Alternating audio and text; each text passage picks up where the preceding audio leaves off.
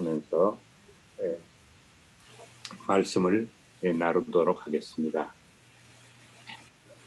우리는 다 행복해야 한다고 생각을 합니다. 하나님이 기뻐하시는 하나님의 뜻이고 또 우리에 대한 하나님의 목표라고 생각을 합니다. 인간은 행복할 수 있을까? 나는 행복할 수 있을까? 이런 고민을 해봅니다.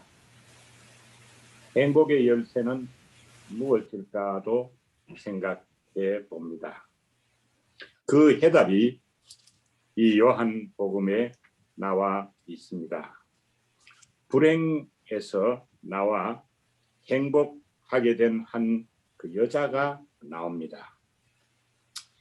사업도 그저 그런 것, 가정도 그저 그런 것, 교회도 그저 그런 것, 이민살이까지도 그저 그런 것. 그런 것에 머물지 말고 또 하나의 인생을 살지 말고 행복을 주는 교회, 행복을 주는 말씀, 행복의 인생으로 살아야 하겠다. 그런 생각을 해봅니다. 이 아르케 교회도 또 하나의 교회가 아니라 행복을 나누어 주는 그런 교회로 되었으면 좋겠다. 이제 그런 생각을 해봅니다. 또 하나의 존재에서 행복한 존재가 되는 것이 구원이라고 생각을 합니다. 많은 사람들이 극한 고통을 겪고 있는 지금이 이런 사역이 필요한 것이라고 생각됩니다. 그래서 요한복음 4장 28절부터 35절을 중심으로 이 구원의 세계를 생각해 봅니다. 사도 바울이 말한 완전한 변화의 인물이 이 요한복음 4장에 나옵니다. 불행에서 행복으로 간 사마리아 여자입니다. 바로 수가성 우물가에서 변화된 사마리아 여인입니다. 그는 이름도 성도 성경에 나타난 것이 없지만 위대한 목자인 사도 요한은 우리의 신앙의 본질을 알게 하는 주인공으로 그녀를 기록하고 있습니다. 사도 바울은 로마서 12장에서 변화의 본질을 말합니다. 그러므로 형제들아 내가 하나님의 모든 자비하심으로 너희를 권하노니 너희 몸을 하나님이 기뻐하시는 거룩한 산 제물로 드리라. 이는 너희가 드릴 영적 예배니라. 너희는 이 세대를 본받지 말고 오직 마음을 새롭게 함으로 변화를 받아 하나님의 선하시고 기뻐하시고 온전하신 뜻이 무엇인지 분별하도록 하라라고 말합니다. 그 영적 예배의 의미, 영적 예배의 현장, 영적 예배의 주연 배우를 사도 요한은 사마리아 여자라고 기록하고 있습니다. 로마서 12장과 요한복음 4장을 함께 읽으며 우리는 예배의 의미나 구원이 무엇인지 또는 양식이 무엇을 말하는지 샘물처럼 맑고 시원하게 좀 마셨으면 합니다. 신앙은 올바른 이해, 정확한 해석이 필요합니다. 그 이해와 해석을 바울이 심고 요한이 거두면서 우리를 도와주고 있습니다. 그것이 맑은 물이 되어서 구원의 의미와 신앙의 흐름이 우리 모두에게 맑고 밝게 흘렀으면 합니다. 로마서 12장 1절은 죽은 제물을 드리는 제사보다 말씀을 따라 사는 삶을 살라고 말합니다. 세상적인 예배가 아니라 영적 예배를 드리라 합니다. 2절은 마음을 바꾸고 사고방식을 바꾸고 방향을 바꾸고 개조되고 변화되고 고쳐져서 하나님의 뜻을 따라 살라고 합니다. 이런 변화를 사도 바울은 쉬운 말로 구원이라고 하는 것 같습니다. 구원은 이론이 아닙니다. 신학도 아닙니다. 사도 바울은 쉽게 설명하고 요한은 쉽게 한 예를 들어서 우리가 알 수 있도록 설명해주고 보여주고 있는 것을 생각하면서 요한복음 이 4장을 좀 더 살펴봅니다. 여기에 주연 배우가 사마리아 여인입니다. 이제 요한복음 4장을 살펴봅니다. 성경의 최고의 클라이맥스입니다. 28절, 29절, 30절은 극적인 변화의 장면입니다. 저는 그 사마리아 여자를 아주 존경하고 좋아합니다. 그 이유가 여기 3절에 이렇게 나와 있습니다. 보면 많이 이렇게 참고가 됩니다. 28절에 여자가 물동이를 버려두고 동네로 들어가서 사람들에게 이르되, 이것은 너무 많은 것을 우리에게 말해 주고 있습니다. 29절은 내가 행한 모든 일을 내게 말한 사람을 와서 보라. 이는 그리스도가 아니냐 하니, 이것은 아무나 할 수 있는 말이 아닙니다. 완전히 변화된 사람만이 할 수 있는 말입니다. 이 세대와 절연된 완전한 변화를 말해주고 있습니다. 30절에 그들이 동네에서 나와 예수께로 오더라. 그는 심자 말자 열매를 맺는 최단 시간 속성 재배의 세계 기록일 것입니다. 이 3절은 너무 많은 뜻을 함축하고 있습니다. 완벽한 변화의 모델 케이스와 변화의 능력자가 바로 사마리아 여인입니다. 저는 신앙생활을 시작한 지 한 60년쯤 되었고 사마리아 여인보다 훨씬 좋은 여건에서 신앙을 가꾸고 재배했지만 아직 열매가 미미합니다. 물동이를 버리지도 못하고 동네에 들어가지도 못하고 담대히 말하지도 못하고 사람들의 눈치만 보고 사는 열매 없는 무화과 같은 그 인생을 살고 있다는 생각을 늘 하게 됩니다. 저는 사마리아 여자의 과거는 잘 모르지만 그녀에 드러난 이러한 유능한 그 결과를 높이 평가합니다. 사람은 겉모습으로 평가해서는 안 됩니다. 행적으로 평가해야 합니다. 전에는 그저 사마리아 여인을 남편 6번 바꾼 여자라는 그 얕은 그 생각에만 머물렀습니다. 그런데 이 생각을 바꾸게 된 계기가 있습니다. 이것은 신학 서적을 읽어서 바꾼 게 아니고요. 정말 우연한 계기로 바꾸게 되었습니다. 그 이야기를 좀 해드리겠습니다. 한국에 여배우 중에 김지미라는 분이 계십니다. 저는 전에는 이분도 그저 결혼 여러 번 한 여배우로만 알았습니다.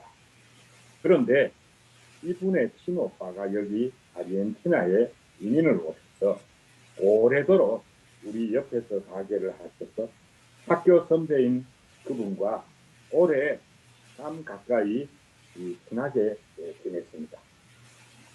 이 김 선배님이 어릴 때마다 주로 그 동생에 대해서 많은 그 이야기를 해 주셨습니다. 여배우로 보다가 주로 착실한 동생, 가게를 책임진 집안의 효녀 가장, 오빠를 돌봐준 착한 여동생, 어떻게 보면은 영화 배우라는 화려한 그런 인생이 아니라 연기 노동자나 그런 산업사회의 그 공순이 같은 그런 사람으로, 또 여러 남편을 도와준 희생의 그 배우자. 그래서 그런 이야기를 많이 들으면서 그 분에 대한 제 선입관을 이렇게 바꾸고 행복을 위해서 열심히 살았던 산업사회의 한 그 부지런한 근로 여성, 그런 정도로 생각을 바꿔서 이 사마리아 그 여인에 대한 그 생각도 그때 힌트를 얻었습니다. 그래서 그분이 한국한 사마리아 여인 아닌가, 그런 생각을 요즘 하고 있습니다. 소문을 듣지 말고 진실을 알자 하고 사마리아 여자에 대한 그런 선입견을 바꾸게 되었습니다. 그 후에는 제가 신문을 덜 보고 성경을 더 보게 되었습니다. 신문은 소문이고 성경은 진실입니다. 물동이를 버리는 것이 얼마나 위대한 결단입니까? 물 없으면 못 삽니다. 남편 없으면 못 삽니다. 그런데 그녀는 물도 버리고 남편도 버리고 새 사람이 되는 변화를 한 사람입니다. 성경은 변화를 레노베이션, 이노베이션, 트랜스포메이션, 레모델레이션, 리포메이션 이렇게 여러 의미로 여러 단어로 말합니다. 그러니까 사도 바울은 그것을 말로 하고 요한은 그것을 시각적으로 이렇게 TV처럼 보여주는 것 같습니다. 핸디캡이 될 그녀의 과거에도 불구하고 그의 과거를 생명의 물을 전하는 재료로 쓰고 있다고 생각을 합니다. 나의 행적을 말한 그를 와보라는 것은 위대한 것입니다. 피할 것은 피하고 알릴 것을 알리는 그것이라고 하지 않습니까? 근데 쉬쉬하며 감출 것, 숨길 것까지 전도의 재료로 삼는 이 변화가 참된 변화로 보입니다. 이제 참된 그 양식에 대한 것을 살펴봅니다. 사마리아 여인을 구원하는 동안 제자들이 음식을 사러 동네에 갔다가 왔습니다. 그것을 요한은 이렇게 기록하고 있습니다. 여기에 의문의 한 구절이 나옵니다. 31절에 그 사이에 제자들이 청하여 이르되 라비어 잡수소서. 32절에 이르시되 내게는 너희가 알지 못하는 먹을 양식이 있느니라. 제자들이 서로 말하되 누가 잡수실 것을 갖다 드렸는가 하니 예수께서 이르시되 나의 양식은 나를 보내신 이의 뜻을 행하며 그의 일을 온전히 이루는 이것이니라. 너희는 넉 달이 지나야 추수할 때가 이르겠다 하지 아니하느냐. 그러나 나는 너희에게 이르노니 너희 눈을 들어 밭을 보라. 희어져 추수하게 되었도다.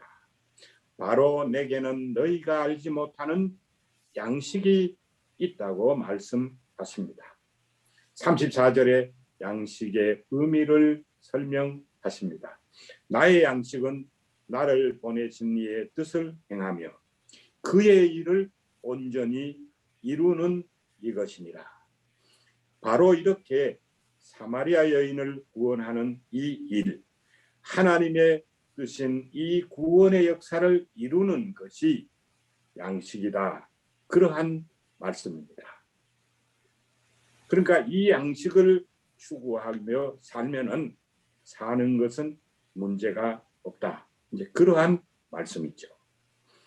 예수님은 제자들을 사람을 낚는 어부로 키우셨습니다. 사마리아 여자를 낚는 어부가 바로 예수 그리스도입니다. 어부는 고기를 잡아 사는 사람입니다. 우리도 어부 일을 잘 하면 잘 살 수 있습니다. 성경이 말하는 대로 이해하고 따라가면 됩니다. 우리는 어부입니다. 고기를 잡는 것이 우리의 양식입니다. 구원의 역사를 이루는 것이 양식입니다. 하나님의 뜻을 이루는 것이 양식입니다.